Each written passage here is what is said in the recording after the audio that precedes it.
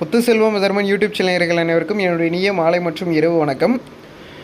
ஜனவரி மாதம் 3ஆம் தேதி 2024ஆம் ஆண்டு வருடம் மாலை சரியாக 5 மணிக்கு இந்த ஆடியோ என்பது பதிவு செய்யப்படுகிறது. இது மிக மிக முக்கியமான ஒரு வானிலை அறிக்கையும் கூட.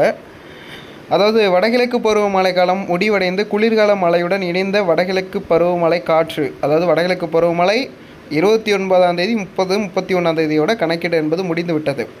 டிசம்பர் 31 கணக்கீடு முடிந்துவிட்டது. ஆனால் வடகிழக்கு பருவமழை இன்னும் நிறைவடையவில்லை.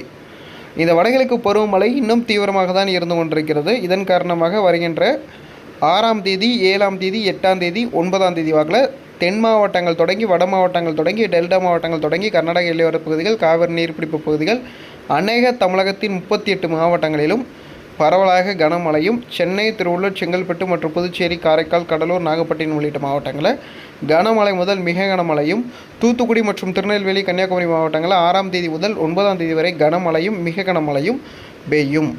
அதற்கு பிறகு 10 மற்றும் 11 தேதிகளில் திருநெல்வேலி, தூத்துக்குடி மற்றும் கன்னியாகுமரி உள்ளிட்ட மாவட்டங்களில் கனமழையும், சில இடங்களில் சற்று அதீத கனமழை வரையிலும் நம்ம எதிர்பார்க்குறோம்.